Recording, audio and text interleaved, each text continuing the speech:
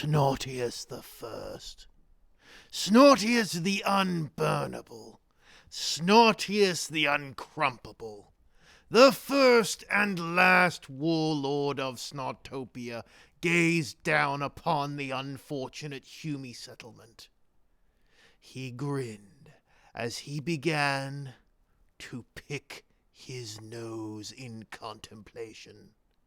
The journey along the great river was long and arduous, in that it took Snotius longer than he wanted it to. 4 grand rafts carried 50 snotlings, 10 grots and grot-sized snots, and 3 freshly constructed catapults with their ammunition all the way to the Hume settlement.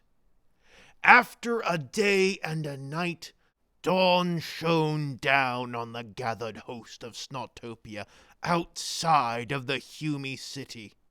The enormous and seemingly impenetrable fence stood before them. Snotius sent Snotbow and his commando Snots to investigate. Punchinbag came back a little singed. Snotbow concluded that the fences were indeed electrified. Snotius gazed down from the hill and admired the magnificent jewel of the Humes.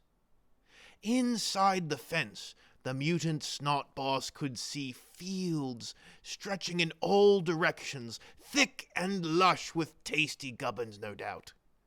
In the middle of the fields were 5 imposing towers that seemed to pierce the sky, at least from the perspective of a creature that was a little over a meter tall.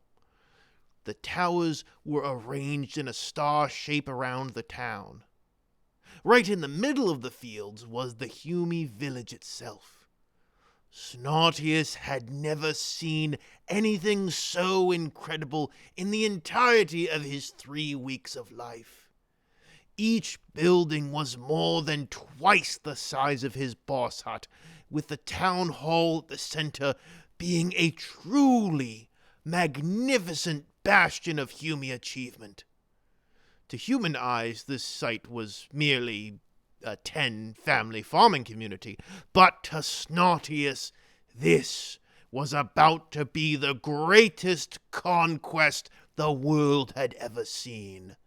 Snotius dubbed this magnificent place Mega Humeopolis. Snotius mounted up on Pogchomp and joined the other squig hoppers in his unit. The Snot Boss's cape blew in the wind as he turned and assessed his army. The squigs clawed at the ground eagerly. Riding with Snotius was Soggy, Snoresleeper, Bashskull, Scrapper, and Da Chef. Snotbow, of course, had his commandos with him, Punchinbag, Steve, and Redshirt 2, along with Two Heads and Snotgar. Tree Climber brought with him Scout Snots, Orc Jr., Lil Warg Boy, Ape Boy, Dingo, and Redshirt 3. Stinky was hoping to turn his rotten luck around, and had doused himself and his boys in liberal amounts of blue paint. With him marched Snotgrinius, Splatty, Sun Tzu, Dumb and Dumber. The Brain was put in charge of manning the catapults. Among his crew were Dumbest, Gitflayer, Munchie, Beosnot, and Squishy. Da Fast and Da Furious, of course, marched together, along with Squigbait, Bone Cruncher, Grabby Fingers, Punchinbag 2, Crawlgit, Mushroom Back, Bonky, Fatling, Snotmer, and Snotius the Third. Nobody knew what happened to Snotius the Second. Finally, Ed, and Eddie's units were formed and made up the body of the army, with Pancake, Zappy, Bone Gnaw, No Snot, Snotball, Pinhead, Green Go, the Reddest, Inane, Longnose, Gitchop, Gitius, Blueskin, Rat Killer, Loot Grabber, and Elder.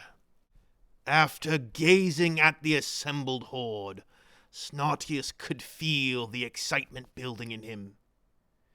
It was the war!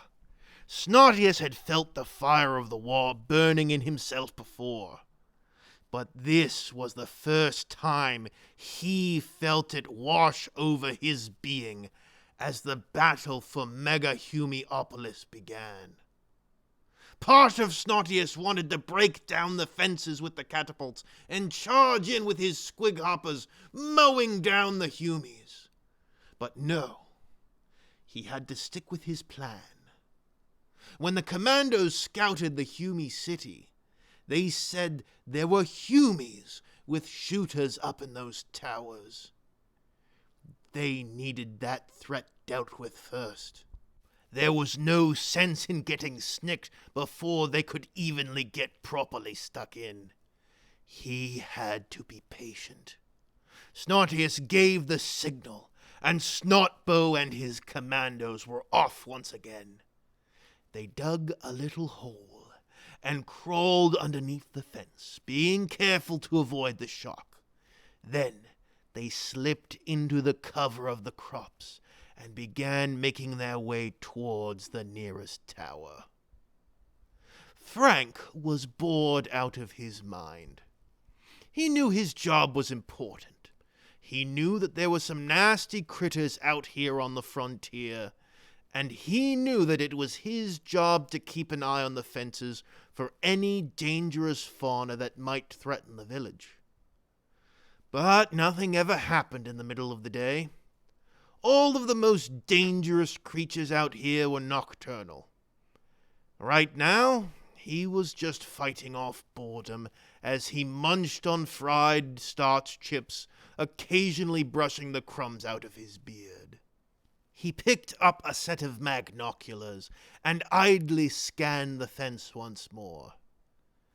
As he did so, Snotbow, along with Redshirt 2, Punchin' Bag, Steve Snotgar, and Two Heads, silently climbed the ladder up to where Frank was on lookout.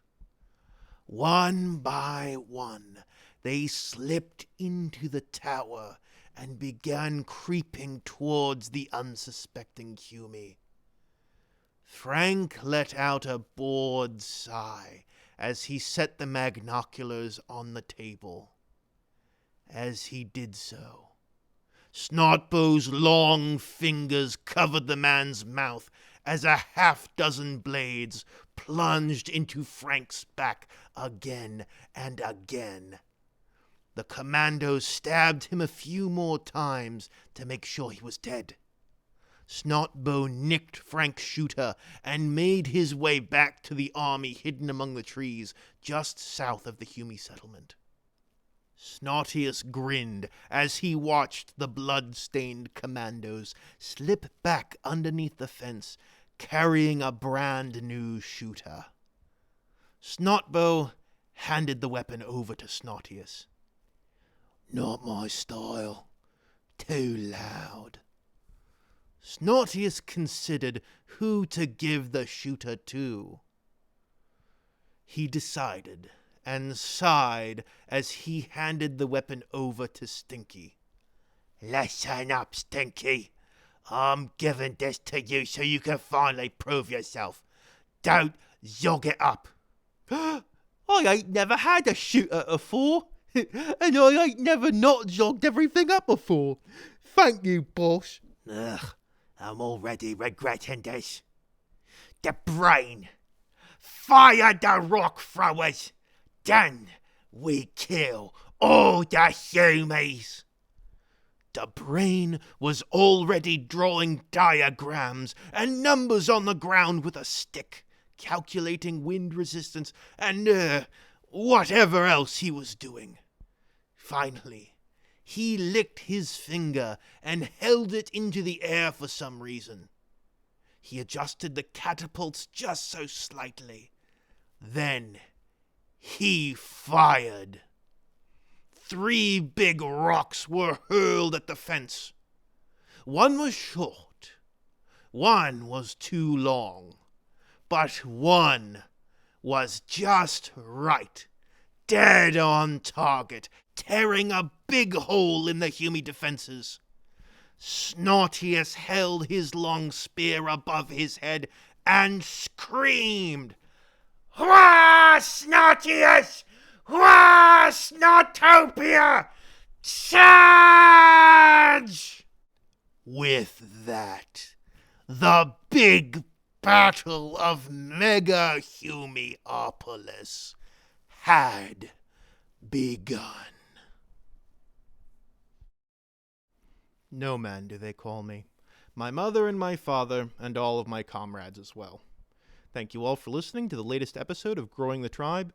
If you enjoyed what you heard, please leave a like and a comment so that one day you too may brutally murder an innocent farmer in the name of conquest. If you haven't yet subscribed, please do so in order to hear more stories about crushing your enemies, seeing them driven before you, and hearing the lamentations of their women and children. If you would like to support me, links to my Patreon and my PayPal are down below.